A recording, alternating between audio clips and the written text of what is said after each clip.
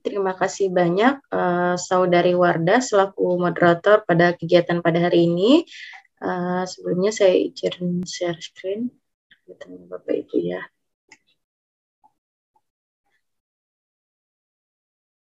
Oke, baik. Bismillahirrahmanirrahim. Assalamualaikum warahmatullahi wabarakatuh. Selamat pagi Bapak Ibu yang saya hormati selaku peserta Diklat Pendidikan pada hari ini.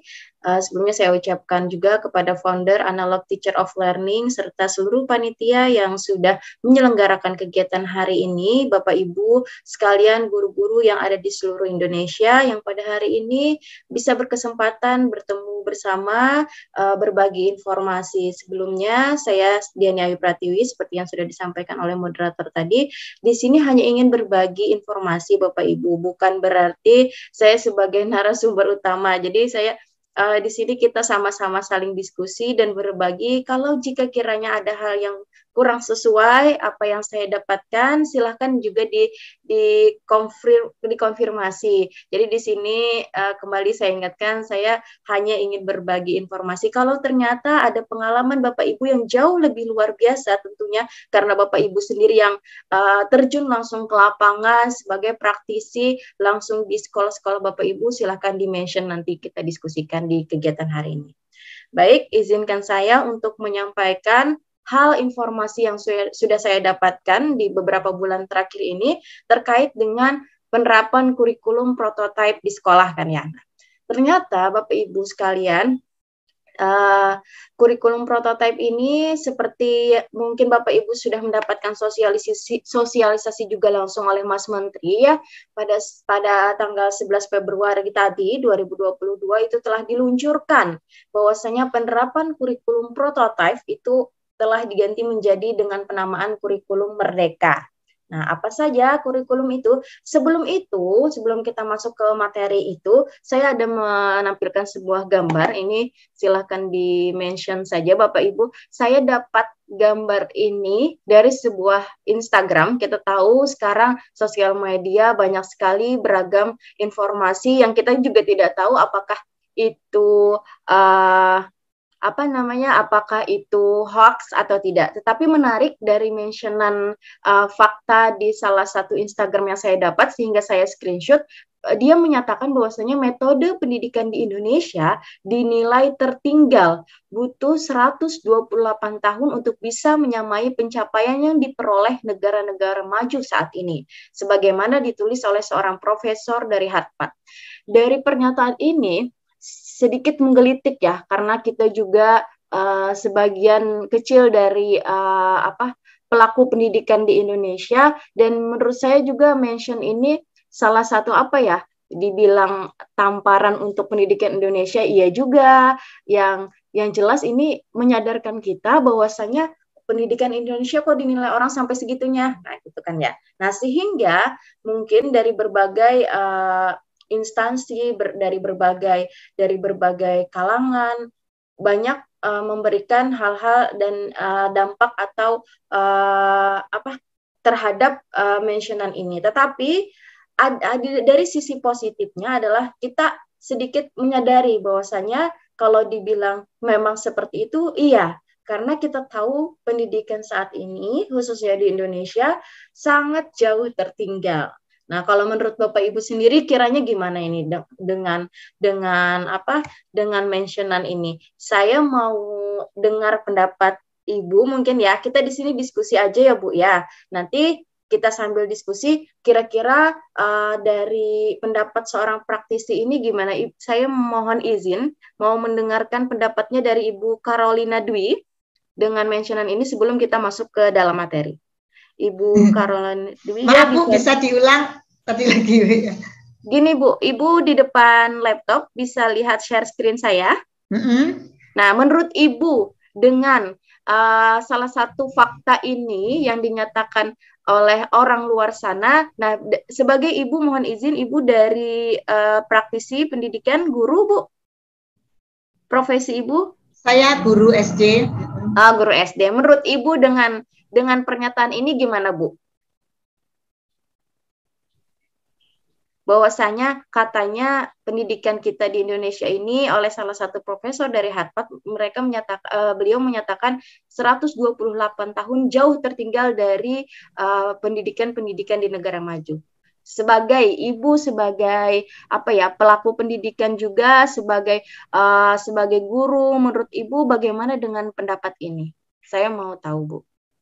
Ya, baik. Terima kasih untuk kesempatannya. Mohon maaf ya Bu kalau seandainya nanti ada salah-salah kata. Tidak apa-apa Ibu, kita di sini saling berbagi. Jadi menurut pendapat saya ya sebenarnya sih ya tidak terlalu benar ya Bu ya, karena memang sebagian kecil kalau saya perhatikan memang kita pernah lihat bahwa keadaan semacam ini ada, tapi sebagian besar kalau kita perhatikan juga di sekolah-sekolah lain yang mempunyai pendidikan yang bagus dan anak-anaknya pun khususnya mungkin untuk usia SMA, SMK ya, tapi banyak yang tidak melakukan tindakan seperti ini. Jadi kalau menurut saya sih, menurut saya pribadi ya Bu ya, ya tidak sesuai lah saya karena menurut saya ini hanya sebagian kecil, jadi tidak sebagian besar.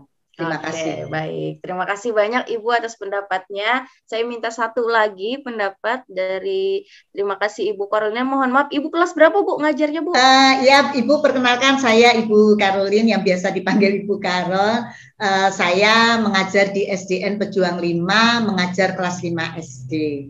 Di daerah mana Ibu? Di daerah Bekasi Bu. Oh, ya. Bekasi. Ya, ini 3 tahun lagi saya pensiun.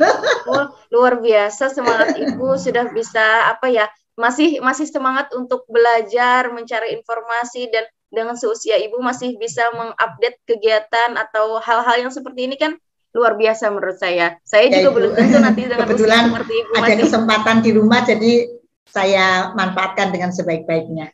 Oh baik Ibu, terima kasih Ibu. Saya mau mendengarkan satu lagi pendapat dari Ibu, dari guru SMA Belah Batu, Nimedi Yulia ya. Mohon izin Ibu bisa mendengarkan suara saya? Maaf Bu, bisa saya dengarkan. Oke. Saya mau minta pendapat dan pandangan Ibu selaku guru SMA ya Bu, nggih? Ya. Nah, dengan mentionan ini menurut Ibu bagaimana? Maaf ya Bu, sebelumnya kalau ada salah-salah tolong juga diperbaiki. Iya, enggak apa-apa. Pandangan saya, metode pendidikan yang diterapkan di Indonesia itu sebenarnya secara teorinya sudah bagus, cuma di sini yang sulitnya itu adalah penerapannya Bu. Penerapannya yang bagi saya, kalau secara metode itu udah bagus, yang sulit itu adalah penerapannya kepada siswa-siswa di sekolah seperti itu Bu. Terima kasih, itu aja yang bisa saya tambahkan. Ya baik, terima kasih banyak Ibu sudah berkenan untuk bergabung diskusi bersama kita. Baik, saya lanjutkan ya Bapak Ibu. Jadi dari pendapat Bapak Ibu tadi, khususnya Ibu Karolin tadi menyatakan mungkin tidak semua, karena kita juga tahu Indonesia ini beragam ya Bapak Ibu, dari Sabang sampai Merauke dengan berbagai program pendidikan sama yang sudah diluncurkan oleh Menteri, misalnya Menteri Pendidikan. Hanya saja proses pelaksanaannya ini sangat berpengaruh terhadap bagaimana lingkungan geografis juga mempengaruhi, bukan ya Bapak Ibu ya? Lingkungan geografis, bagaimana cara guru mengajar, sampai nanti bagaimana pengimplementasian kurikulum di sekolah-sekolah tersebut. Sehingga ternyata alhamdulillah pada tahun ini kita sudah banyak sekali program Kampus Merdeka, Merdeka Belajar, sampai ke episode 15. Nah, ini kita lanjutkan. Nah, ini terkait dengan kebijakan dan peraturan Kementerian Pendidikan Kebudayaan, Riset dan Teknologi. Kita bisa lihat di slide saya ada 3 option dalam implementasi kurikulum sebelum kita masuk ke dalam kurikulum prototipe tadi.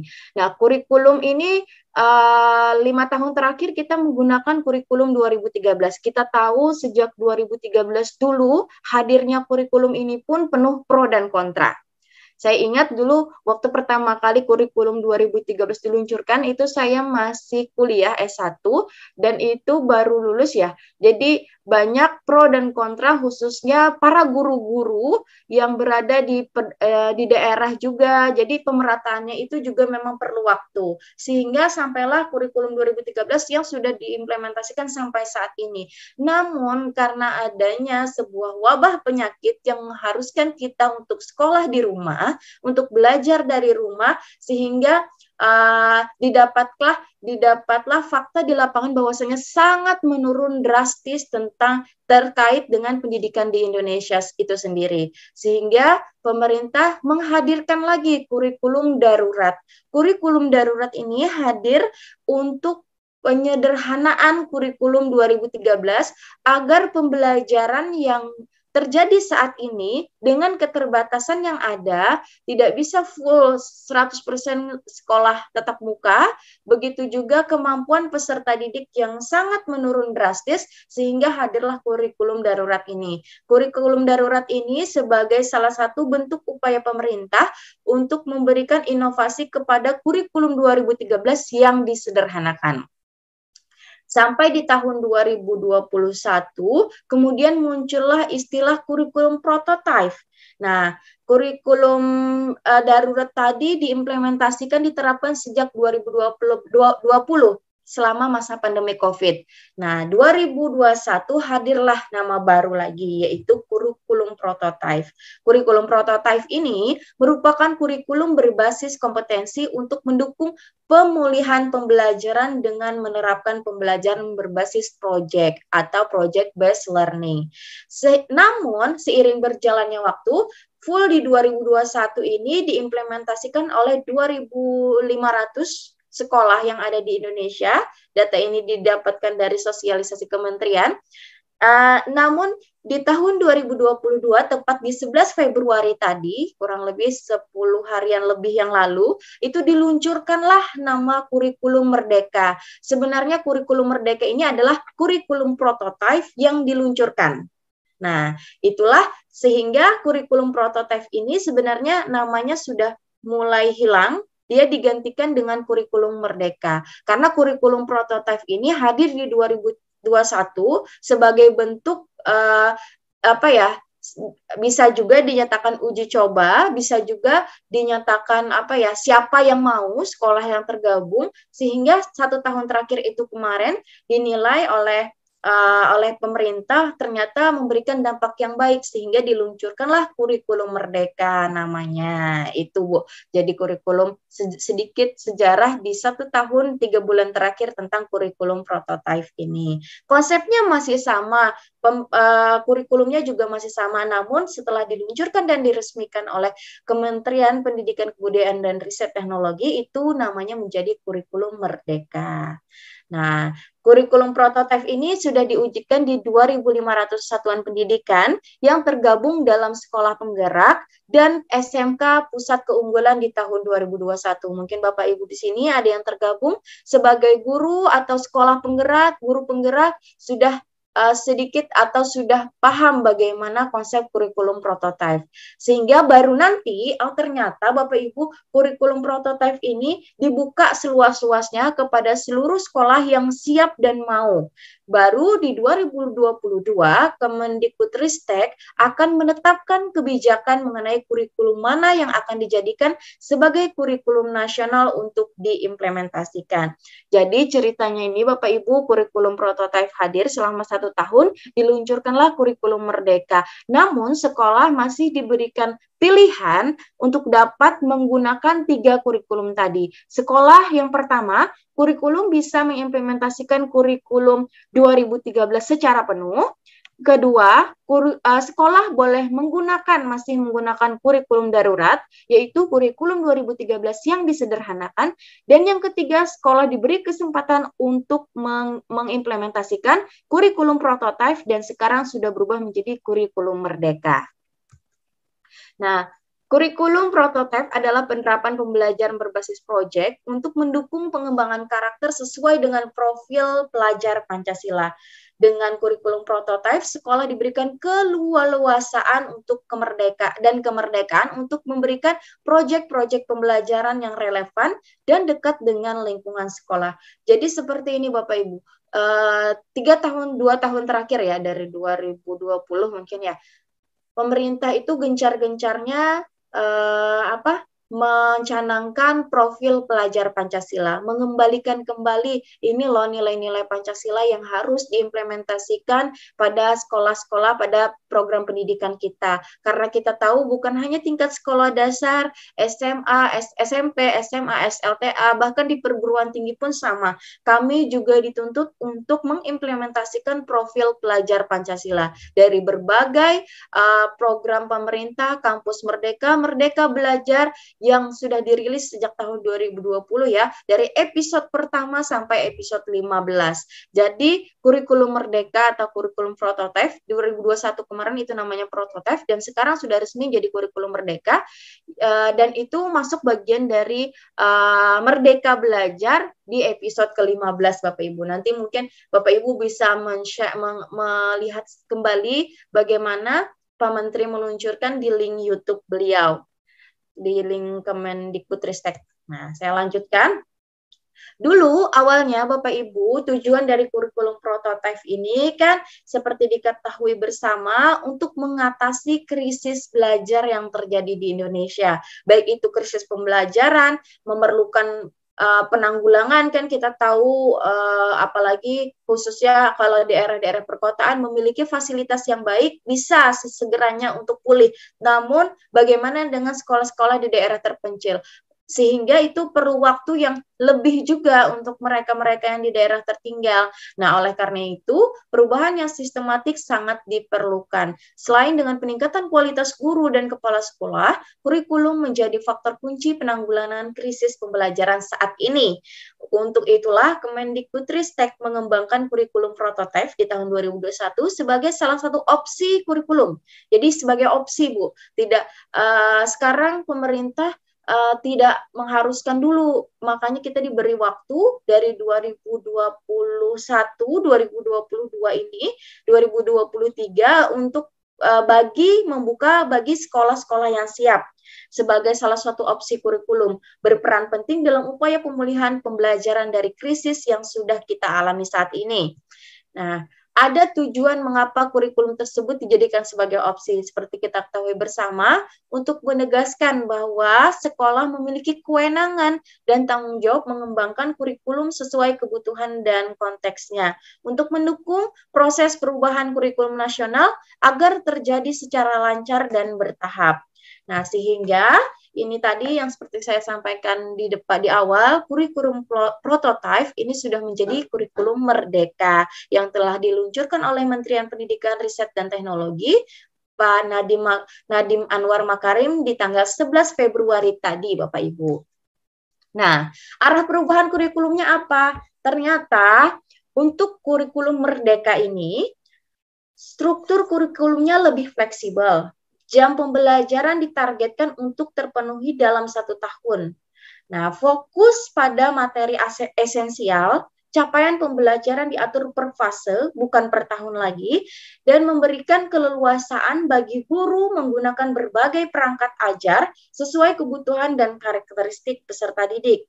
Dan berikutnya adalah aplikasi yang menyediakan berbagai referensi bagi guru untuk dapat terus mengembangkan praktik, mengajar secara mandiri, dan berbagi praktik baik. Jadi, Bapak Ibu, di 11 Februari tadi bukan hanya kurikulum Merdeka yang diluncurkan, tetapi ada juga aplikasi, yaitu aplikasi mengajar ya, yang hanya dapat diakses oleh para guru-guru. Saya malam tadi coba-coba iseng, bisa nggak ya ngakses ini, ternyata saya tidak bisa mengakses Bapak Ibu. Mungkin Bapak Ibu bisa mengakses secara langsung aplikasi tersebut yang bisa digunakan oleh guru-guru yang telah disediakan oleh kementerian. Nah, ini timeline-nya. Kita 2021 dihadirkan kurikulum prototipe. 250 yang sudah bergabung menggunakan kurikulum ini, yaitu bagi sekolah penggerak, SMK pusat unggulan, lanjut lagi. Namun, di 2021 masih tetap diberikan 3 pilihan, menggunakan kurikulum 2013 secara penuh, kurikulum darurat, atau kurikulum Merdeka. Nah, 2022 2022 peluncuran kurikulum Merdeka, ini tadi 2021 masih kurikulum prototipe ya.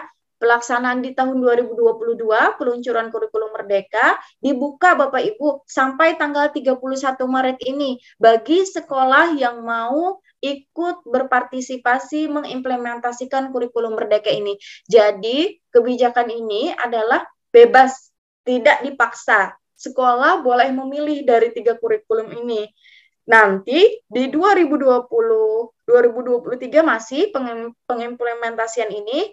Dan untuk sekedar informasi, berdasarkan wawancara saya juga dengan salah satu guru yang aktif terlibat dalam program pemerintah tersebut, begini, bagaimana Bu, kata saya, untuk ikut terlibat di dalam kurikulum prototipe, dan saya sempat bertanya apakah sekolah ibu sudah ikut dalam kurikulum prototipe kemarin atau kurikulum Merdeka sekarang. Ternyata sekolahnya belum, karena salah satu syaratnya itu tidak ada syarat untuk administrasi, syaratnya hanya kepala sekolah.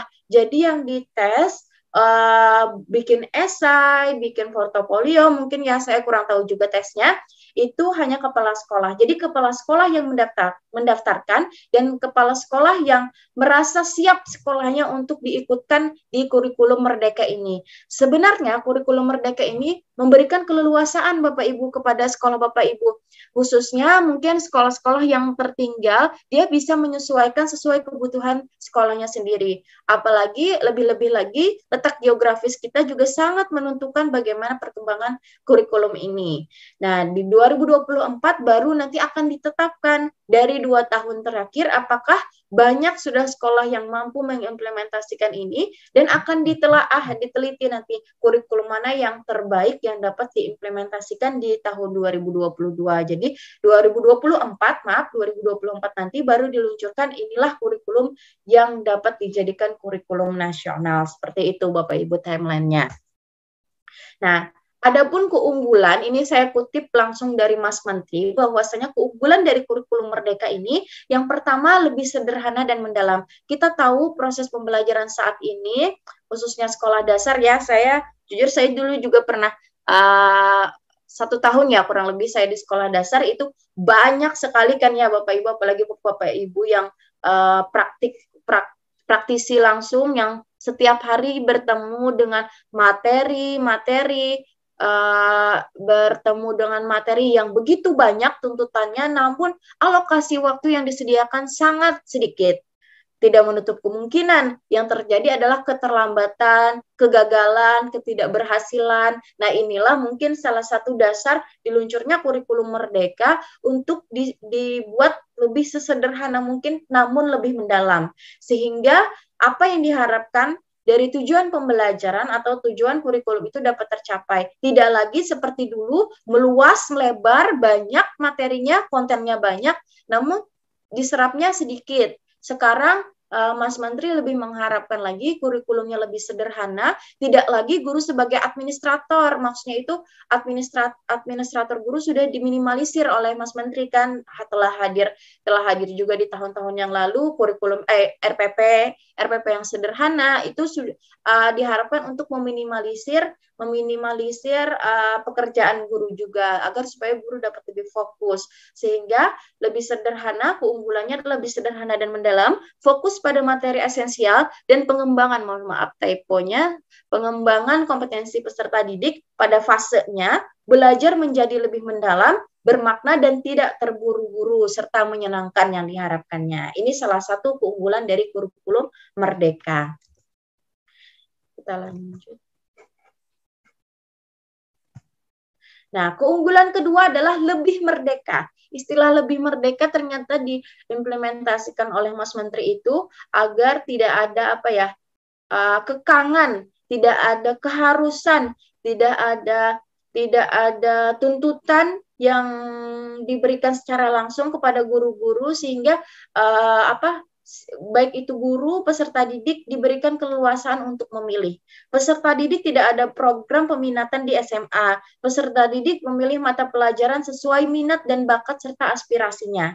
Itu kalau untuk SMA. Jadi Bapak Ibu mungkin di sini yang guru-guru SMA, kemungkinan untuk kurikulum merdeka ini tidak kemungkinan lagi tidak ada lagi program peminatan, maksudnya tidak ada lagi jurusan IPA, IPS, tetapi peserta didik lebih dileluasakan mereka mau materi pembelajaran apa, mau bakatnya apa, mau aspirasinya apa. Karena itulah salah satu yang kita ketahui kelemahan kelemahan pendidikan Indonesia ya.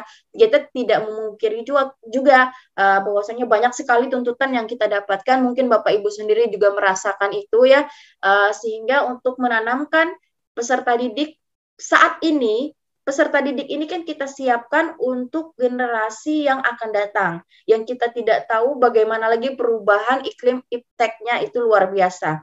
Sehingga kita mulai ini kan kerucutkan, silahkan anak-anak mau milih yang mana sesuai minat dan bakatnya.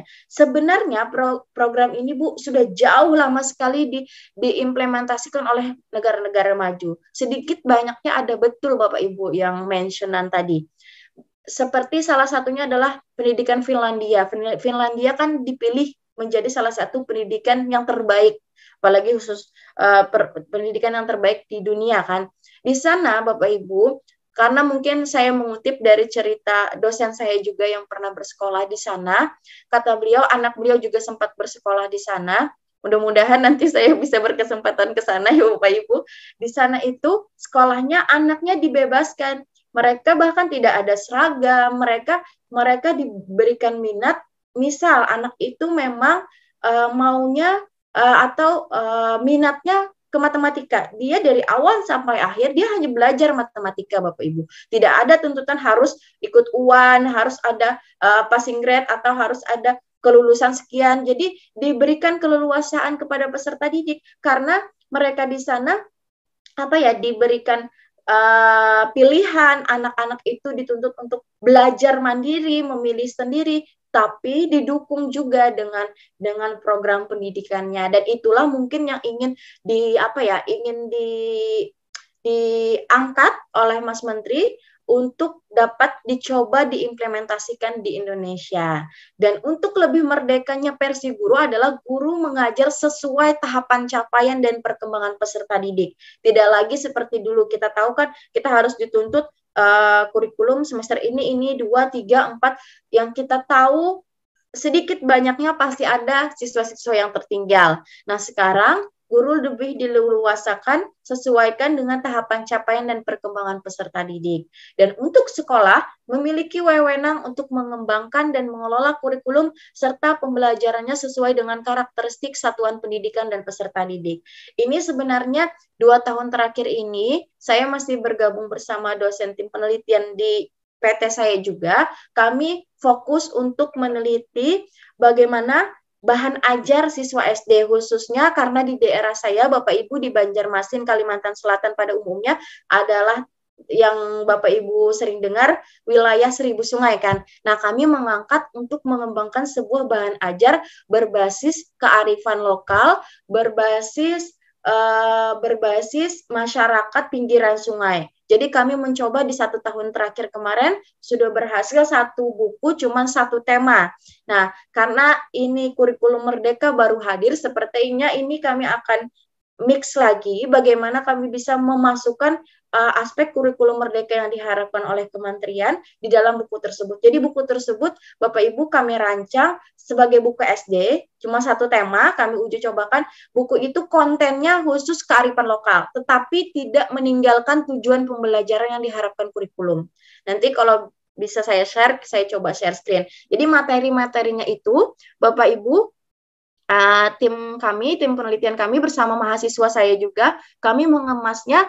Konsep materinya itu, kontennya itu full kearifan lokal. Misalnya tujuan pembelajarannya kemarin berbagai temanya kemarin adalah berbagai pekerjaan di lingkungan sekitarku ya. Jadi yang kami angkat adalah pekerjaan-pekerjaan yang sering terjadi di Kota Banjarmasin. Itu yang kami mention. Contohnya kami tidak ada di Banjarmasin kereta api. Jadi kami tidak adakan kereta api di situ, namun kami angkatlah transportasi di kami di sini adalah jukung. Mungkin Bapak Ibu yang tahu perahu, Nah, kami kan karena daerah sini adalah daerah pinggiran sungai, tidak sedikit sekolah tepat di pinggiran sungai, sehingga kami angkatlah transportasi itu di dalamnya misalnya. Jadi seperti itu konsep bukunya. Ternyata buku ini sesuai dengan kurikulum yang saya dengar, kurikulum Merdeka yang diharapkan Mas Menteri seperti ini, dan sekolah juga diberikan wewenang untuk mengembangkan sendiri konsep kurikulum sesuai dengan sekolahnya masing-masing. Dan buku tersebut yang saya desain itu bersama teman-teman ternyata mendapatkan positif dari guru-guru yang menjadi objek penelitian kami. Ternyata kata Bapak Ibu guru di tempat tersebut, tidak ada Bu sebelumnya buku yang memang mengangkat ini, padahal kita harus menanamkan kesadaran. Pertama, kita harus menanamkan kesadaran akan lingkungan sekitar kita kan kepada peserta didik. Kita bisa mengangkat pembelajaran berbasis project based learning itu berdasarkan lingkungan peserta didik, Bapak Ibu. Tidak lagi kita dituntut, misal ya Bapak Ibu, kami di Banjarmasin tidak ada kereta api, tetapi kami kekeh mengajarkan kereta api ke anak-anak SD khususnya.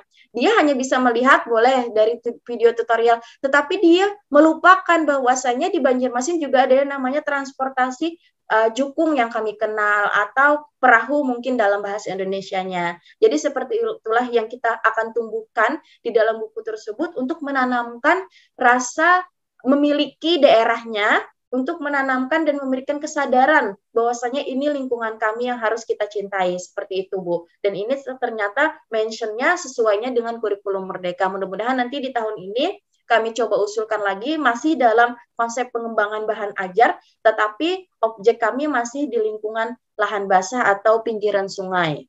Karena kami tahu Bapak Ibu, daerah-daerah pinggiran mungkin ya karena dekatnya di lingkungan kami yang pinggiran sungai, mungkin di daerah Bapak Ibu jauh lebih banyak lagi daerah-daerah pinggiran yang jujur saya sedih sekali lihat, kemarin juga baru lihat kiriman yang beredar di WhatsApp ya, guru honor yang ngajarnya di daerah terpencil yang akses jalannya tidak bisa ditempuh, bahkan ditempuh pakai sepeda motor pun tidak bisa, yang memerlukan waktu berjam-jam mungkin ke sekolahnya dengan jalan kaki, dan itu gurunya hanya digaji 150. Itu sangat meriskankan sebenarnya bagi dunia pendidikan, dan itu mudah-mudahan bisa termention juga kementerian. Menurut saya sih pasti nyampe ya kalau berita-berita tersebut, dan mudah-mudahan ada timbal balik yang untuk guru-guru sekarang tidak apa ya, dia memang honor tapi seperti apa ya, seperti itulah diperlakukannya. Mudah-mudahan itu bisa diangkat nanti oleh kementerian untuk dapat diperbaharui bagi guru-guru yang daerah terpencil. Itu masih gurunya. Bagaimana guru-gurunya bisa mengajar dengan internet? Kita tahu di Indonesia belum sama rata internetnya. Nah, akhirnya kemarin masih yang peluncuran ini dari Mas Menteri, selain adanya yang aplikasi, mungkin guru-guru yang di sekolah di daerah perkotaan bisa mengakses itu. Untuk daerah pinggiran, bagi sekolah yang siap itu akan difasilitasi dengan flash disk, katanya seperti itu Bapak Ibu. Nah, kita lanjut ya Bapak Ibu, inilah salah satu keunggulan kurikulum Merdeka. Nah, keunggulan berikutnya adalah lebih relevan dan interaktif. Kurikulum Merdeka sangat mengharapkan pembelajaran melalui kegiatan proyek memberikan kesempatan lebih luas kepada peserta didik untuk secara aktif mengeksplorasi isu-isu aktual, misalnya lingkungan, kesehatan lainnya, untuk mendukung perkembangan karakter dan kompetisi pelajar Pancasila. Ini tadi yang perlu kita sadarkan mulai dari sekarang Bapak Ibu. Kita tidak tahu perkembangan zaman itu semakin pesat, semakin besar. Kita sadari kita belajar di masa lalu ya Bapak Ibu. Saya pun adalah hasil produk pembelajaran masa lalu. Mungkin dulu saya sempat belajar programnya kurikulum KTSP. Bahkan kurikulum 2006 ya dulu itu. Nah, inilah cetakan kurikulum kita sekarang. Nah, tetapi sekarang ini kita sadar kita mengajarkan orang yang dulu kita kurikulumnya berbeda. Tapi kita menyiapkan peserta didik untuk yang tahun berikutnya, dan kita juga tidak tahu nanti itu program kurikulum atau program tuntutan masyarakat 4.0 yang kita kenal saat ini itu seperti apa. Sehingga makanya ada istilah kita selalu belajar dan selalu upgrade. Karena kita tahu ilmu pengetahuan dan teknologi itu semakin maju berkembang. Kalau kita tetap diam di tempat, maka kita akan tergilas oleh zaman. Kalau kita tetap stay di tempat, tidak mengupgrade apapun, maka kita sendiri akan tertinggal, jauh tertinggal dari negara-negara di luar sana. Seperti itu. Ini mungkin yang lebih relevan dan interaktif. Jadi 3 aja Bu keunggulan kurikulum ini, namun lebih dalam dan lebih meluas. Ini mungkin kerangka dasarnya aja ya Bu ya, administratif. Kita tahu mereka meminta dari tujuan pendidikan nasional, nanti profil pelajar Pancasilanya apa, kompetensi lulusan, tapi ini lebih dalam ininya. Cuman saya menchapter, inilah mungkin salah satu panduan dalam penyusunannya nanti. Ada struktur kurikulum, capaian pembelajaran dan asesmen. Dan di sini yang bagian ini disesuaikan dengan disesuaikan dengan sekolah masing-masing. Nah, ternyata kan mereka juga minta buku teks pembelajaran, bahan ajar, modul pembelajaran, dan proyek profil Pancasila. Tapi ini kalau tidak salah disediakan di aplikasi itu juga Bapak Ibu. Mereka minta lebih fleksibel, visi misi, satuan pendidikan, dan konteks dalam kebijakan lokal. Itu disesuaikan dengan kebijakan lokal masing-masing. Mungkin lebih kepada otonomi daerah ya Bapak Ibu ya. Nah, ininya aja secara administratif. Dan ini program penyusunan kurikulum operasionalnya. Nah, ini mobile tadi Bapak Ibu, ada Merdeka Mengajar, nanti bisa diinikan. Dan jangan lupa kalau sekolah yang mau siap, pendaftarannya sampai 31 Maret ini untuk bergabung menjadi Sekolah Merdeka.